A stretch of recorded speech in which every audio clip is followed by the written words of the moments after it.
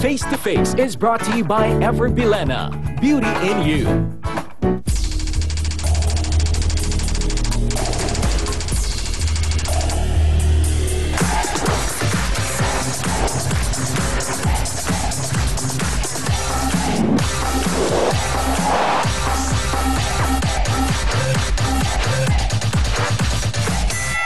Nag-iinit na usapan, pati ka buong bakayan. Diskusyon na may resolusyon. Sa kauna-unahang talakserye sa telebisyon. Face-to-face niya with pambansang kapitana, Miss Ami Perez. Happy afternoon sa lahat ng ating mga kasawsawan worldwide. Handa na po ba tayo sa talakan? Saan ba kayo? Sa mula o sa bude? Esa Ryan, ready na rin ba? Go na kami dito sa pulahan. Kayo. Gorang-gora na din dyan! Sausawa na! Saan ba tayo? Hoy! First to first mo! Gusto mo bang makisawsaw tayo ng kaibigan? Baka yan ay solusyonan! Sinong sisita mo? Sinong ngingiti? Ang mga problema pagtalikuran, harapin mo face to face! Hello mga kapatid! At habang ang mga jeepney ay humaharurot sa kalsada, bigyan muna natin sila ng isang malakas na wow! Only in the Philippines yan mga kapatid. Pero mga mamang tsuper, ingat-ingat at dahan-dahan po tayo ha. Kung ako sa inyo, paparada muna ako pansamantala at tatabihan si Commander para sumabay sa pagratsyada ng programang kinababaliwan talaga ng lahat. Hindi ba mga baklush? Ay, nako! Bakit nawala ang mga Becky ngayon? Parang madaming mga kalalakihan ngayon sa ating sawsawero at sawsawera, diba? O kita nyo naman, pati sila abay nalilurky na. At ito pang isang nakaka-lurky, ang ating online sawsawera na si Raquel Dalisay Rivera. At ang sabi niya, good day po sa lahat ng bumubuo ng Face to Face. I'm 56 years old. Kaya't Ami na lang ang itatawag ko sa iyo. Alam mo bang di ko na nasampahan ko kasi bakit masimula ang programa ninyo? Abay ate, maglaba po kayo na para masampay nyo para kumpleto. Sabi niya, ako'y napapanganga, nagagalit, natutuwa, napapahalakhak at nalulungkot. Piling dyan ako sa studio ninyo at sa Usawera din. Mag-isa ko dito sa kwarto ko habang pinapanood ko kayo. Sure akong magtatagal ang inyong programa. Maraming salamat sa ating kapatid na si Raquel. Ang cute naman. At Raquel, sa susunod maglaba na po kayo ng mas maaga para masampay nyo kompleto. Napabangon nyo pa yung inyong sampayan. Tapos pagdating ng 4:30, relax na kayo. Nakaupo na lang, kumakain ng merienda habang nanonood ng Face to Face. At binabati ko rin siyempre ng happy afternoon ng aking Tito Alba na lagi nanonood ng ating programa. Siyempre ganun din kay Tita Luisa, kay Tita Linda at sa aking Tita Kating na baka sa mga araw na ito ay nakabalik na sa Las Vegas at inaabangan nila doon ang TV5 International. Diba? Malapit na yan. At ako pa rin po ang inyong pambansang kapitan, ang inyong siyang Ami, na hindi po magsasawang magpaalala na kung may problema ka, harapin mo, pag-usapan natin yan. At eto Hans, parang nasa-stress ka sa biyahe papunta dito sa Broadway. Bakit?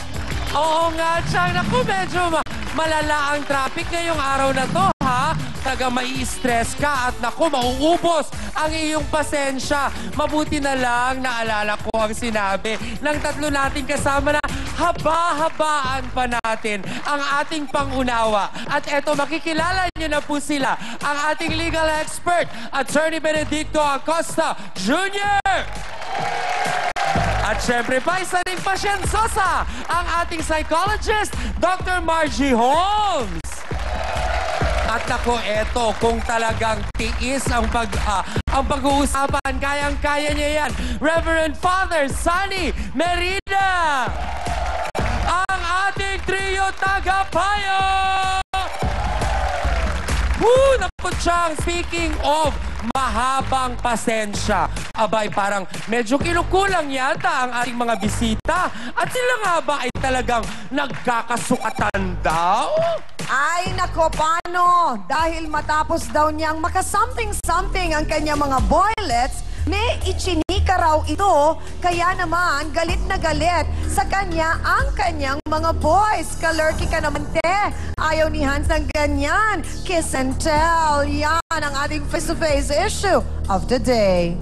Ano ba yung pinag-aawayan nyo? Magpaawat kayo! Nalilurky ako, ha?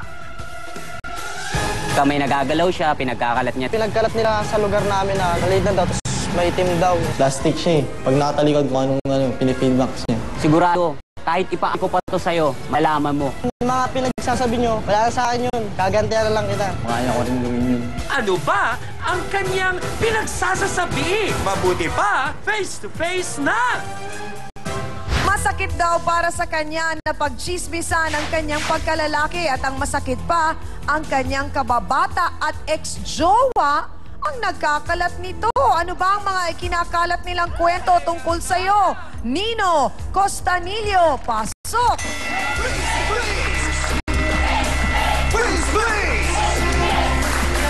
Ganda naman ang buhok ni Nino.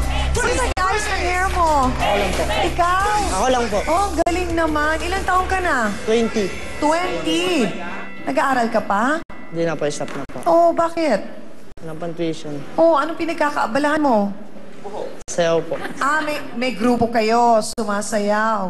Sino itong sinasabi mong nagkalat ng kwento tungkol sa'yo? Yung si bakla po, si Sally. Si Sally. Sino siya sa buhay mo? Naging ex ko po siya. Naging jowa ko po. Naging jowa mo si Sally. Saan mo nakilala si Sally? Sa amin lang po eh. Oh, paanong nagkatibukan ang inyong mga puso?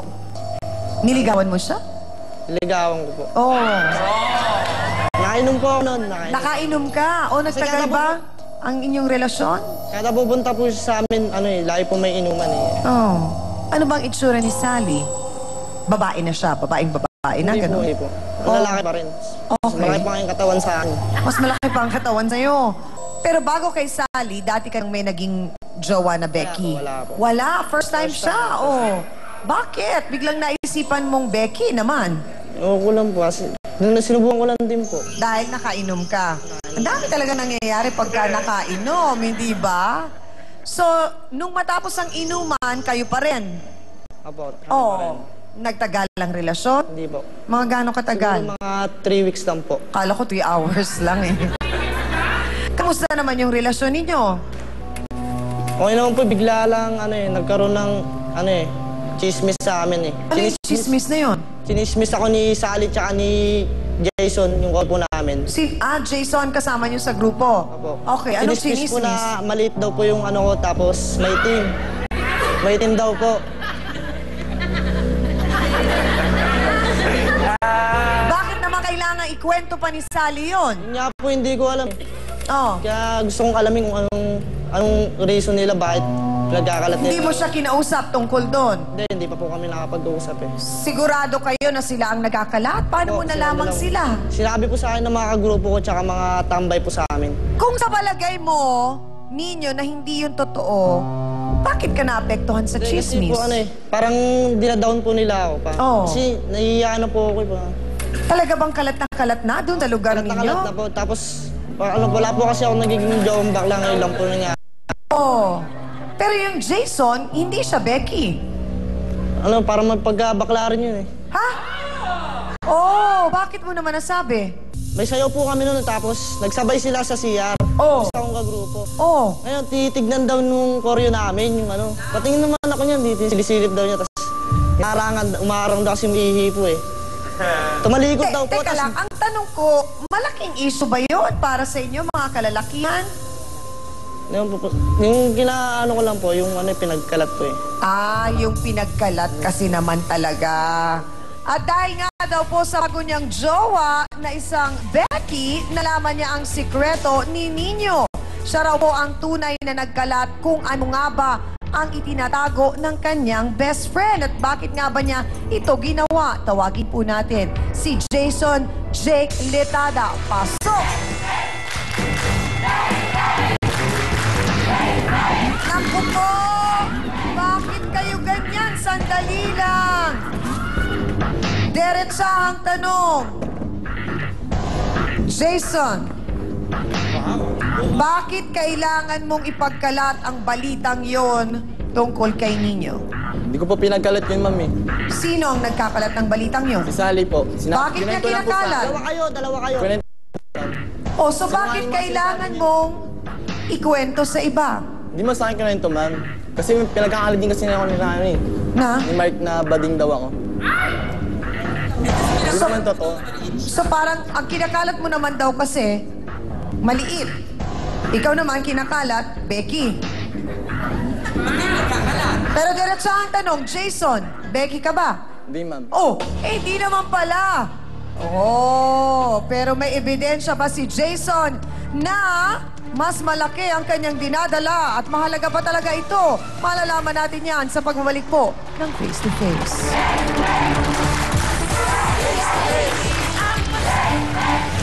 Simula po sa araw na ito, nais ko pong paalam sa inyo na sila na po ang bagong B1 at si B2. Mas mabilis sila kaysa sa inyong dalawa. Mas mabilis, mas bata, lagot, pak, dug-dug, dug-dug, dug-dug, ni kakabahan. Gusto nyo bang maging B1 at B2? Pwede rin. Becky 1, Becky 2. Harapin mo